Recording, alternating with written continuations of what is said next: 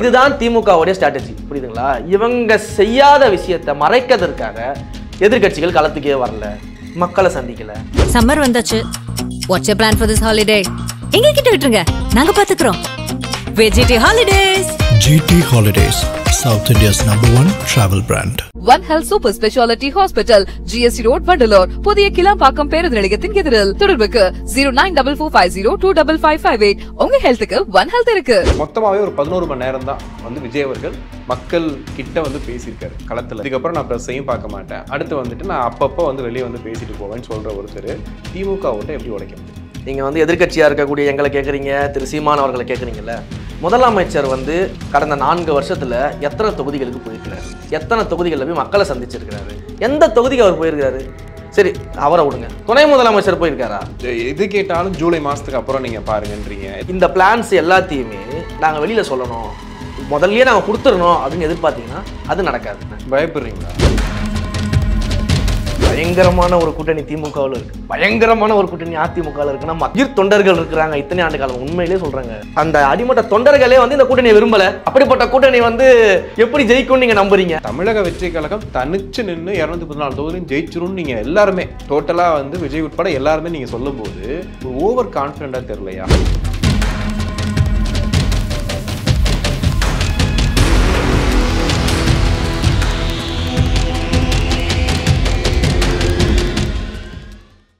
உலகெங்கும் வாழும் ஆகாயம் தமிழ் நெஞ்சங்களுக்கு கிறிஸ்டியின் அன்பு வணக்கம். நம்மோடு தமிழக வெற்றி கழகத்தின் மாநில செய்தி தொடர்பாளர் திரு TVK ரமேஷ் இணைந்திருக்கிறார். வணக்கம். வணக்கம். எப்படி இருக்கீங்க? நல்லா இருக்கேன் சார். ஓகே, இப்போ ஆதவ அர்ஜுனா அவர்கள் வந்துட்டு லீட்ஸான ஒரு பேட்டி ஒன்று கொடுத்துருக்காரு. அதில் என்ன சொல்லியிருந்தாரு அப்படின்னா, நீங்கள் அதிமுக ஓட்டை தான் உடைக்க போறீங்களா தாவேக்கா அப்படின்னு, திமுக ஓட்டை தான் உடைக்க போகிறோம் அப்படின்னு சொல்கிறாரு. அதுக்கப்புறம் பார்த்தா மொத்தமாகவே ஒரு 11 மணி நேரம் தான் வந்து விஜய் அவர்கள் மக்கள் கிட்ட வந்து பேசியிருக்காரு, களத்தில் இருந்தது. ஆனால் இன்றைக்கி ஒவ்வொரு தலைவர்களும் பார்த்தீங்கன்னா ஒரு நாளையில் 11 மணி நேரம் செலவு பண்ணுறாங்க. இப்போ சீமான் அவர்களும் அவ்வளோ ட்ரால் பண்ணுறாங்க, அவ்வளோ பேசுகிறாங்க. இது வரைக்கும் அவர் ப்ரெஸ் மீட்டுக்கு வந்து ஒரு இடத்துல கூட பாதியில் கிளம்புனதே கிடையாது. வேறு ஏதாவது இருக்கான்னு 1 ஹவராக இருந்தாலும் கொடுத்துட்டு தான் போகிறார். ஸோ இப்படி தொடர்ந்து இயங்கிக்கிட்டே வராங்க. ஆனால் ஒரு 11 மணி நேரம் வந்து நான் பார்த்துட்டேன், இதுக்கப்புறம் நான் ப்ரெஸ்ஸையும் பார்க்க மாட்டேன், அடுத்து வந்துட்டு நான் அப்பப்போ வந்து வெளியே வந்து பேசிட்டு போவேன்னு சொல்கிற ஒருத்தர் திமுக ஓட்டை எப்படி உடைக்க முடியும்? சரி, இது அப்படியே கொஞ்சம் வேற பார்வையில் இனிமேல் இந்த கொஸ்டின்ஸ்லாம் கேளுங்க. நீங்கள் வந்து எதிர்க்கட்சியாக இருக்கக்கூடிய எங்களை கேட்குறீங்க, திரு சீமான் அவர்களை கேட்குறீங்கல்ல. முதலமைச்சர் வந்து கடந்த 4 வருஷத்தில் எத்தனை தொகுதிகளுக்கு போயிருக்கிறாரு, எத்தனை தொகுதிகளில் போய் மக்களை சந்திச்சிருக்கிறாரு, எத்தனை தொகுதியில் மக்கள் பிரச்சனையை போயிட்டு நேரடியாக மக்கள்கிட்ட கேட்டிருக்காரு, எத்தனை மணி நேரம் அவர் மக்கள்கிட்ட பேசியிருக்கிறாரு? ஏன் நிறைய பேசியிருக்காரு, நிறைய இடத்துல போயிட்டு மக்களுக்கு நீங்கள் ஒவ்வொரு தொகுதியிலும் ஒவ்வொரு பிரச்சனை இருக்குங்க, ஒவ்வொரு தொகுதியிலும் பிரச்சனைகள் இருக்கு. எங்களுடைய மாவட்ட கழக செயலாளர்கள் அந்தந்த மாவட்டத்தில் அந்த தொகுதியில் இருக்கக்கூடிய பிரச்சனைகளுக்கு மக்கள் என்ன ஆர்ப்பாட்டம் நடத்துகிறோம், போராட்டம் நடத்துகிறோம், அதை வந்து வெளியில் கொண்டு வரோம். முதலமைச்சர் MK ஸ்டாலின் எத்தனை தொகுதிக்கு விசிட் பண்ணியிருக்கிறாரு? திருநெல்வேலிக்கு போனார்ல. திருநெல்வேலியில் வந்து வளங்கள் திருடப்படுகிறதாக பல்வேறு குற்றச்சாட்டுகள் எழுந்துட்டு இருக்குது. திருநெல்வேலி மற்றும் சுற்றி இருக்கக்கூடிய மாவட்டங்களில் வந்து வளங்கள் திருடப்படுகிறது, இயற்கை வளங்கள்லாம் அப்படின்னு சொல்லிட்டு ஒரு போயிட்டு இருக்குது. நீங்கள் போனீங்கல்ல, அந்த இடத்துல போய் பார்த்தீங்களா, மக்கள்கிட்ட கேட்டிங்களா, என்ன நடக்குதுன்னு பார்த்தீங்களா, ஆராய்ச்சி பண்ணீங்களா, அதிகாரிகிட்ட கேட்டிங்களா? ஏன் என்ன பண்ணீங்க? நீங்கள் இருட்டுக்கடலில் அல்வா வாங்கி சாப்பிட்டீங்க. ஏன் நம்ம இதை கேள்வி கேட்கறது இல்லை? முதல்ல ஓட்டு போட்டு செலக்ட் பண்ணி ஒரு ஆட்சியாளரை உட்கார வச்சிருக்கீங்க, முதலமைச்சராக உட்கார வச்சிருக்கிறீங்க. எந்த தொகுதிக்கு அவர் போயிருக்காரு? சரி, அவரை விடுங்க, துணை முதலமைச்சர் போயிருக்காரா? இந்த ஆட்சியோட ஆரம்பத்தில் எங்கே பார்த்தாலும் எங்கெங்கெல்லாம் பாத்ரூம் இருக்குதோ உள்ள போய் வீடியோ போட்டுட்டு இருந்தார். இந்த பாத்ரூம் க்ளீனாக இல்லை, இந்த கவர்மெண்ட் பக்கம் கீழே பாத்ரூம் க்ளீனாக இல்லைன்னா போட்டுட்டு இருந்தார். அதுக்கப்புறம் எங்கே போனார்? ஏன் போய் சந்திக்கலை, ஏன் போய் பார்க்கல? சரி, அடுத்தது அமைச்சர்களும் போக மாட்டாங்க. முதல்வரே போகலன்னா அமைச்சர் எங்கேருந்து போக போகிறாங்க? நீங்கள் உங்களுடைய தொகுதியில் செலக்ட் பண்ண MLA MP உங்கள் தொகுதிக்கு எத்தனை முறை வந்திருப்பாங்க? எத்தனை முறை உங்கள் தொகுதியில் வந்து மக்கள் குறைதீர்ப்பு முகாம் நடத்தியிருப்பாங்க, மக்களுடைய குறைகளை கேட்டிருப்பாங்க, மக்கள்கிட்டேருந்து நான் என்னெல்லாம் செய்யணும், நாங்கள் ஆட்சி அதிகாரத்தில் இருக்கிறோம், நம்ம கட்சி தான் ஆட்சி அதிகாரத்தில் இருக்குது, நீங்கள் மனுக்களை கொடுங்க, நான் கொண்டு போய்ட்டு முதலமைச்சர்கிட்ட கொடுக்குறேன், நம்ம தொகுதிக்கு தேவையானதான் செய்கிறேன் அப்படின்னு சொல்லிட்டு எத்தனை MLAக்கள் அவருடைய தொகுதியில் போய் தினமும் விசிட் பண்ணுறாங்க, வாரத்துக்கு ஒரு தடவையாக விசிட் பண்ணுறாங்க, எத்தனை பேர் இருக்கிறாங்கன்னு கணக்கெடுங்க. ஏன் நம்ம இவங்களை கேள்வி கேட்கறதே கிடையாது? இதுதான் திமுகவுடைய ஸ்ட்ராட்டஜி, புரியுதுங்களா? இவங்க செய்யாத விஷயத்தை மறைக்கிறதுக்காக எதிர்க்கட்சிகள் களத்துக்கே வரல, மக்களை சந்திக்கல, இவங்க சந்திக்கணும் அப்படின்ற ஒரு நரேட்டிவை திமுக திட்டமிட்டு பரப்பிக்கிட்டு இருக்குது. ஓகே, இப்போ இது நரேட்டிவ் நீங்கள் சொல்கிறீங்க. இப்போ நான் உங்ககிட்ட அது கேட்குறேன், இந்த மாதிரி ஏன் வரலன்னு கேட்கறதுக்கு ரீசன் என்னன்னா, ஒரு ஆண்டு தான் இருக்கு, 2026 ஓராண்டுகள் தான் இருக்கு. அப்போ தாவேகா சைட்ல இருந்து என்ன கலப்பணி பண்றாங்க? கலப்பணிகள் பண்றோம், நாங்க எங்க தலைவர் வந்து மக்களை சந்திச்சுட்டு தான் இருக்காரு. மக்களை சந்திக்கலன்னு யார் சொன்னது? எங்க தலைவர் மக்களை அதான் சொல்றேன். மொத்தமா ஒரு 11 மணி நேரம். தொகுதி வாரியாக ஒவ்வொரு தொகுதியில் இருக்கக்கூடிய பிரச்சனைகள் எல்லாத்தையுமே கலெக்ட் பண்ணி தலைவர் அவர்கள் அது மொத்தத்தையும் படிச்சு அந்தந்த தொகுதி மக்கள்கிட்ட தொகுதி பொறுப்பாளர்கள் மூலியமா பேசிக்கிட்டு தான் இருக்கிறாரு. யார் இல்லைன்னு சொன்னது? அதே போல கட்சியினுடைய விழாக்களாக இருக்கட்டும், கட்சி சார்ந்த நிகழ்வுகளாக இருக்கட்டும், பிரச்சனைகளாக இருக்கட்டும், மக்கள் சந்திப்பு நிகழ்வுகளாக இருக்கட்டும், எல்லாத்தையுமே முன்னெடுத்துக்கிட்டு தான் இருக்காங்க. அடுத்தடுத்து திட்டங்கள் இருக்க தான் செய்யுது. எங்களுடைய தேர்தல் பிரிவுடைய பொதுச் செயலாளர்கள் அது வருஷமா அதான் சொல்லியிருக்காரு, நீங்க வெயிட் பண்ணுங்க, இன்னும் 2-3 மாசத்துல பாருங்க, நிறைய நிகழ்வுகள் நடக்க இருக்குது, நிறைய என்னதான் நடக்க போகுது. ஏன்னா இப்ப இது கேட்டாலும் ஜூலை மாசத்துக்கு அப்புறம் நீங்க பாருங்கன்றீங்க. இல்ல அவர் என்ன சொல்றாருன்னா டிசம்பர்ல பாருங்க, டிசம்பர்ல ஒரு பெரிய விஷயம் இருக்குன்றாரு. சென்னையை பொறுத்து டிசம்பர்ல புயல் வரும் கேள்விப்பட்டிருக்கேன். ஆனா டிசம்பர்ல தாவேகாவோட இதை பார்ப்பீங்க நீங்க, பயங்கரமான ஒரு புரட்சி நடக்க போகுதுன்றாரு. கூட்டணி பத்தி கேட்கும் போது டிசம்பர் மாசம் பாருங்க அப்படிங்கிறாரு. யாரை சொல்றாருன்னு தெரியல. எங்கெங்கயோ இருந்து வருவாங்கன்னு சொல்றாரு. அவர் அதிமுக சொல்றாரா, இல்ல விடுதலை சிறுத்தைகள் கட்சியை சொல்றாரா, யாரை சொல்றாருன்னு புரியல. என்ன நடக்க போகுது? ஒரு கட்சிக்கு சில திட்டங்கள் இருக்கும். இதை இந்த காலகட்டத்தில் இந்த மாதிரியான விஷயங்கள் செய்யணும், இந்த மாதிரியான முன்னெடுப்புகள் எடுக்கணும், இந்த மாதிரியான மீட்டிங்ஸ் நடத்தணும்னு சொல்லிட்டு ஒரு பிளான் இருக்கும். எங்களுக்கும் அந்த மாதிரியான பிளான்ஸ் எல்லாமே இருக்கு. அது எல்லாமே தயாரா இருக்கு. அதை நோக்கி தான் நம்ம செயல்பட்டுக்கிட்டு இருக்கிறோம். ஆனா இந்த பிளான்ஸ் எல்லாத்தையுமே நாங்க வெளியில சொல்லணும், முதல்லயே நாங்கள் கொடுத்துடணும் அப்படின்னு எதிர்பார்த்தீங்கன்னா அது நடக்காது. ஏன்னா இங்க இருக்கக்கூடிய ஆட்சியாளர்கள் என்ன பண்றாங்க அப்படின்னா, எங்களுடைய ஒவ்வொரு நிகழ்வுகளுக்குமே ஒவ்வொரு முன்னெடுப்புக்குமே அவ்வளோ பிரச்சனை கொடுத்துட்டு இருக்கிறாங்க. முன்பே சொன்னது போல ஒரு இடம் கிடைக்கிறதுல அவ்வளோ பிரச்சனை. பயப்படுறீங்களா? நாங்க ஏன் பயப்படணும்? இல்ல இப்ப சொல்றீங்களே, நாங்க நிகழ்வு நடத்தணும்ல. நாங்க எங்க பிரச்சனை கொடுக்குற திமுகவுக்கு பயம் இல்லை, நாங்க பயப்படுறோமா? யாரு பயப்படுறது? அப்போ நாங்க ஒரு விழா நடத்துறோம்னு சொல்லிட்டு அனுமதி கேட்டா நீங்க அந்த ப்ராப்பர்ட்டியோட ஓனருக்கு போன் அடிச்சு மிரட்டி அனுமதி கொடுக்க கூடாது, நீங்க கொடுத்தீங்கன்னா வர சீக்வன்ஸை நீங்க தான் சந்திக்கணும் அப்படின்னு பேசுறீங்க, மிரட்டுறீங்க. அப்ப யாரு பயப்படுறது? நாங்க ஒரு விழா நடத்தினா உனக்கு என்ன பயம்? நாங்க 2ஆம் ஆண்டு துவக்க விழா நடத்துறோம், கட்சியினுடைய பொதுக்குழு கூட்டத்தை நடத்துறோம், ஏன் இடம் கிடைக்க கூடாதுன்னு சொல்லிட்டு அவ்வளவு பிரச்சனை பண்றீங்க? மாநாட்டுக்கு இடம் கொடுக்காம எதுக்கு அவ்வளவு பிரச்சனை பண்றீங்க? ஊருக்குள்ள போய் கிராமத்துல போய் மக்களை சந்திக்க கூடாதுன்னு ஏன் பிரச்சனை பண்றீங்க? என் தலைவர் வெளியில வந்தாலே பாதுகாப்பு இஷ்யூ இருக்குன்னு சொல்லிட்டு ஏன் பிரச்சனை பண்ணிட்டு இருக்கீங்க? யாருக்கு பயம்? அப்போ இங்க ஆளுகின்ற திமுகவுக்கு தான் பயமே தவிர்த்து எங்களுக்கு பயமே கிடையாது. நாங்க மக்களை சந்திக்க தயாரா தான் இருக்கிறோம். ஆனா எங்களுடைய ஒவ்வொரு நிகழ்வுகளுக்கும் இப்படி பிரச்சனை பண்ணிட்டே இருந்தா நாங்க எப்படி விழா நடத்துறது? எப்படி நாங்க நிகழ்வுகள் நடத்துறது? எப்படி மக்கள் சந்திப்புகள் நடத்துறது? ஆனா நடக்குது இல்ல, நடக்க முடியாத பிரச்சனைகளை தாண்டி நடத்துறோன்றது எங்களுக்கு தானே தெரியும். மின்சாரம் வெட்டுவாங்க. அதே போல வந்து பாத்தீங்கன்னா ஒரு சில கும்பல்களை கூப்பிட்டு வந்து அங்க கூச்சல் போடுறது, வேணும்னே அங்க சலசலப்பை உண்டாக்குறது, அனுமதி இல்லாம வந்து கும்பலை வந்து உள்ள தள்ளி விடுறது, இது அனுமதி இல்லாதவர்களை உள்ள அலோவ் பண்றது, இப்படி பல பிரச்சனைகளை பண்ணிட்டு இருக்கிறாங்க. ஒவ்வொரு நிகழ்வுகள்லையும் ஒவ்வொன்றத்தையும் பார்த்து பிரச்சனை இல்லாம பண்ணணும், மக்கள் பாதிக்கப்படக்கூடாது, நம்ம மக்களுக்காக நம்ம பயந்து பண்றோம், மக்கள் பாதிக்கப்படக்கூடாது, நாளைக்கு யாருக்கும் எந்த கெட்ட பேர் வந்துடக்கூடாதுன்னு நம்ம பண்ணிட்டு இருக்கோம். ஆனா அங்க எப்படியாவது ஒரு கெட்ட பேரை உருவாக்கணும்னு சொல்லிட்டு உலகத்திலேயே மிக அதிகமாக பயத்துல இருக்கக்கூடிய ஒரே கட்சி திமுக கட்சி தான். இந்த அளவுக்கு ஒரு பயந்த கட்சி நீங்க உலகத்திலேயே பார்க்க முடியாது. ஆட்சி அதிகாரம் கையை விட்டு போயிடுமோன்ற பயத்துல இத்தனை நெருக்கடிகளை கொடுத்துட்டு இருக்கிறாங்க. அப்போ இது போன்ற சூழ்நிலை இருக்கும்போது நம்ம எதையுமே வெளிப்படையா முன்கூட்டியே உடனடியாலாம் நீங்க கேட்கற மாதிரிலாம் எடுத்துட்டு போயிட்டு கமலாலய வாசல்லையோ அறிவாலய வாசல்ல இதான் எங்களுடைய ப்ளூ பிரிண்ட், நாங்க இதான் செய்ய போறோம் இந்தான்னு சொல்லலாம் கொடுக்க முடியாது. நாங்க செய்யும் போது பாருங்க. ஆனா மக்களுக்கு சொல்லணும்ல. மக்களுக்கு சொல்லாம நாங்க செய்யறோமா? அடுத்த வாரம் பூத் கமிட்டிக்கு வந்து ஆலோசனை கூட நடக்குதுன்னு சொல்லிட்டு அறிவிச்சாச்சு, சொல்லாம செய்யறோமா? மக்களுக்கு தெரியாம இருக்கா? ஏன்னா திடீர்னு அன்னைக்கு காலையிலேயே நாங்க நீங்க இவ்வளவு சிக்கல் அப்படிங்கிறீங்க, இதுல நடைபயணம் அப்படிங்கிறது சாத்தியமா? எல்லாமே நடக்கும் போது நீங்க பாருங்களேன். இதெல்லாம் நடந்துடக்கூடாதுன்னு ஒரு கட்சி பயந்துகிட்டு இருக்குது. ஆனா அதெல்லாம் நடக்கும், எந்த வகையிலும் தடுக்க முடியாது. என்ன இந்த சிக்கல்கள்லாம் நாங்க வந்து ஒரு ஃபோக்கஸ்டா மக்களுக்காக போகும்போது இந்த சிக்கல்கள் அதிக கவனம் செலுத்த வேண்டிய நேரம் ஆயிடுது. இந்த சிக்கல்கள்லாம் ஏன் சால்வ் பண்ணணும் அப்படின்னா அங்க போகும்போது மக்களுக்கு பிரச்சனை வந்துடக்கூடாது அப்படின்னு சொல்லிட்டு. ஓகே, இப்போ ஒரு கூட்டணியை பத்தி நான் வந்து தாவேக்கால இங்க யார்கிட்ட கேட்டாலுமே சரி, அவங்க சொல்றது எல்லாருமே பாத்தீங்கன்னா உடனே எம்ஜிஆர் கிட்ட போயிடுறாங்க. எம்ஜிஆர் அவர்கள் எப்படி ஆட்சி அமைச்சாரு, என்ன பண்ணாரு தெரியுமா அப்படின்னு சொல்றாங்க. ஆனா அதுக்கு ஒரு வரலாறு இருக்கு. எம்ஜிஆர் அவர்கள் என்ன பண்ணிட்டு இருந்தாங்க, அதுக்கப்புறம் வந்துட்டு சினிமாவை தாண்டி திமுகவில் வந்து என்ன பண்ணிட்டு இருந்தாங்க, அதுக்கப்புறமா வந்துட்டு எப்படி ஒரு அதிமுக ஆரம்பிச்சு இவ்வளவு பெரிய கட்சியா மாறுச்சுங்கிறதுக்கு வரலாறு இருக்கு. ஆனா விஜய் அவர்கள் கட்சி ஆரம்பிச்சு 2 வருஷம் ஆக போகுது, முடிச்சுட்டு இப்ப அடுத்த 1 வருஷத்துல தேர்தல் வரப்போகுது. இப்போ எம்ஜிஆரை எப்படி கம்பேர் பண்ணி நீங்க வந்துட்டு அவர் எப்படி ஜெயிச்சாரோ அதே மாதிரி விஜய் அவர்கள் ஜெயிப்பாரு, அவருக்கு அந்த இது இருக்குன்னு சொல்றீங்க இல்லையா? இப்ப நான் நீங்க கேட்கும்போது கூட சொன்னா நீங்க வந்து ஸ்டாலின் அவர்கள் அங்க போனாரா இங்க போனாரான்னு கேட்டீங்க. திரும்ப எங்கள்கிட்டயும் தாவேகால கேள்வி இருக்கு. தாவேகால தலைவர் விஜய் எங்க போனாரு, இது வரைக்கும் எங்க போயிருக்காருன்னு ஒரு கேள்வி சொல்றேன். எதிர்கட்சியா இருக்காரு. நீங்க வந்து திமுக வந்து ஒரு சொல்லலாம், நெரேட்டிவ் சொல்லலாம். பட் ஆனா மக்கள் பார்வையில விஜய் அவர்கள் எங்க போனாரு, என்ன பண்ணாரு? இவ்வளவு மக்கள் பார்வையில மிக தெளிவா இருக்கிறாங்க. மக்கள் மிக தெளிவா எங்க தலைவரோட செயல்பாடுகளை பார்த்துட்டு இருக்காங்க. எம்ஜிஆர் அவர்கள் வந்து திரைப்படங்கள் நடிக்கும்போது, நாடகங்கள் நடிக்கும்போது அரசியல் ஈடுபாடோடு, அரசியல் கட்சிகளோடு அவர் ஈடுபட்டு இருந்தாரு. அரசியல் பயணங்கள்ல இருந்தாரு. அதற்கு பிறகு வந்து திமுகவில் இருக்கிறாரு. திமுகவோட வெற்றிக்காக உழைக்கிறாரு.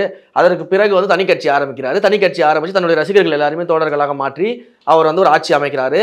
அவர் ஆட்சி அமைத்த பிறகு அவர் உயிரோடு இருக்கும் வரை இந்த திமுகவால ஆட்சி கட்டலுக்கு வரவே முடியல அப்படின்றத நம்ம பார்த்தோம். ஆமா, நீங்க என்ன சொல்றீங்க, கட்சி ஆரம்பிச்சு 2 வருஷம் தான் ஆகுது அப்படிங்கிறீங்க. இதுதான் திட்டமிட்டு மறைக்கப்படக்கூடிய வரலாறு. இதுதான் வந்து இந்த திராவிட முன்னேற்ற கழகத்துடைய இந்த பாயச மாடலுடைய நரேட்டிவ்னு நம்ம சொல்லிக்கிட்டு இருக்கோம். ஏன்னா அவர் 2 வருஷமா ஒன்றும் மக்கள் பணியில இல்லை, 30 வருஷமா மக்கள் பணியில இருக்காரு. மிக தெளிவா நாங்கள் அதற்கான வீடியோ போடுறோம், ஆடியோ போடுறோம், எழுதுறோம், பேசுறோம். அதை பத்தி ஏன் திரும்ப திரும்ப திரும்ப கொஸ்டின்ஸ் வருது? திட்டமிட்டு அந்த நரேட்டிவ் செட் செய்யப்படுது. திமுக அதை பரப்பிட்டு இருக்கிறாங்க. 30 வருஷங்க தன்னுடைய ரசிகர் மன்றமாக இருக்கும் பொழுது, இதே திரு மு க ஸ்டாலின் அவர்கள் வந்து மேயராக இருக்கும்போது ஏற்பட்ட வெள்ள பாதிப்பின் போது அவரை நேரடியாக சந்தித்து பாதிக்கப்பட்ட மக்களுக்கு தேவையான உதவிகளை செஞ்சார் எங்க தலைவர். அதை பத்தி பேசுமா திமுக? அன்றையிலிருந்து இன்றைக்கு வரைக்கும் ஒவ்வொரு பிரச்சனைக்கும் தலைவர் இருந்திருக்காரு. மீனவர்கள் பிரச்சனைகளுக்கு ஆர்ப்பாட்டமாக இருக்கட்டும், ஈழத்தமிழர்கள் பிரச்சனைகளுக்கு ஆர்ப்பாட்டம் பண்ணதாக இருக்கட்டும், ஒவ்வொரு வருடமும் ஏற்படக்கூடிய இயற்கை பேரிடர்கள்ல வந்து மக்களை சந்திக்கிறதாக இருக்கட்டும், மக்கள் பள்ளிகளில் படிக்கக்கூடிய குழந்தைகளுக்கு வந்து கணினி மையம் அமைக்கிறதாக இருக்கட்டும், அந்த குழந்தைகளுக்கு தேவையான உதவிகள் செய்யறதாக இருக்கட்டும், படிப்புக்கு தேவையான உதவிகள் செய்யறதாக இருக்கட்டும், இலவச கல்வி கூடங்கள் அமைக்கிறதாக இருக்கட்டும், மாணவர்களுக்கு வந்து தேவையான விஷயங்கள் செய்யறதுல பல முன்னெடுப்புகளை எங்க தலைவர் வந்து நடிகராக இருக்கும்போது எடுத்திருக்கிறாரு. இதெல்லாம் பண்ணியிருக்கிறாரு. அதே போல வந்து ஜல்லிக்கட்டு போராட்டத்தில் நேரடியாக தான் போனாரு. அனிதாவுடைய விவகாரத்தை நேரடியாக போய் ஆறுதல் தெரிவிச்சாரு. அதே போல தூத்துக்குடி ஸ்டெர்லைட் விவகாரத்தில் உயிரிழந்த அத்தனை பேரையும் தனியாக தான் போய் சந்திச்சாரு. மொத்த பேரையும் ஒவ்வொரு விஷயமும் அந்தந்த காலகட்டத்தில் இருக்கக்கூடிய பிரச்சனைகளுக்கு எதெல்லாம் அவர் மனதார்ந்து அந்த மக்களோட நிக்கணும்னு ஆசைப்படுறாரோ அந்த மக்களோட நின்றுகிட்டே தான் இருக்கிறாரு. 30 வருஷமா களத்துல நிக்கிறாரு. இது எல்லாமே நடிகர் விஜய் பண்ணது. நடிகர் விஜய் பண்ணும்போது ஒரு தலைவர் எப்படி உருவாக்க முடியும்? நீங்க என்ன கேக்குறீங்க? சினிமாவில இருந்து அரசியலுக்கு வந்துட்டாருன்னா 2 வருஷம் தான் ஆகுது, சினிமாவில இருந்து வந்துட்டாரு, எப்படி வந்து முதலமைச்சர் கம்பேர் பண்றீங்கன்னு கேக்குறீங்க. 30 வருஷமா நடிகராக இருக்கும் போதே அவ்வளவு களப்பணிகளை செஞ்சிருக்கிறாருன்னு நாங்க சொல்றோம். அப்ப நீங்க எடுத்து பாருங்க, திட்டங்கள் எடுத்து பாருங்க. மாவட்டம் தோறும் விலையில்லா விருந்தகம் கொடுத்துருக்கிறோம். விலையில்லா விருந்து நடந்துச்சு தளபதி பேர்ல. அதே போல வந்து இரவு நேர பாடசாலைகள் நடத்தணும். அதே போல கண்தான செயலி கொண்டு வந்து கண்தானத்தை ஊக்குவிச்சோம். அதே போல ரத்த தான செயலியை கொண்டு வந்து ரத்த தானத்தை வந்து ஊக்குவிச்சோம். அதே போல வந்து வாரம் ரொட்டி முட்டை பால் திட்டம் கொண்டு வந்து ஊட்டச்சத்து குறை உள்ள குழந்தைகளுக்கு, ஏழை குழந்தைகளுக்கு அதை கொடுக்கணும்னு சொன்னோம். அதே போல வாராந்திர நலப்பணிகள்னு சொல்லிட்டு ஒவ்வொரு வாரமும் என்ன நலப்பணி செய்யணும்னு சொல்லிட்டு எங்க தலைவரோட உத்தரவின் பேர் எல்லாத்தையும் செஞ்சிருக்கிறோம். எங்க தலைவரை நேரடியாக அது எல்லாமே பார்த்திருக்கிறாரு. அதே போல நீங்க வெள்ள பாதிப்புகள் ஏற்படும் போது, கொரோனா பாதிப்புகள் ஏற்படும் போது தொடர்ந்து தலைவரும் நேரடியாக உதவி இருக்கிறாரு. எங்களுடைய மக்கள் இயக்கமும் நேரடியாக உதவி இருக்குது. 30 வருஷம் அடித்தளம் போட்டிருக்கோம். 30 வருஷம் தலைவர் மக்கள் பணியில இருக்காரு, மக்கள் சேவையில இருக்கிறாரு. அப்ப இது எல்லாத்தையுமே புறந்தள்ளிட்டு நீங்க வந்து 30 வருஷம் பண்ணிருக்காருன்னு சொன்னா நடிகரா பண்ணாருங்கிறீங்க.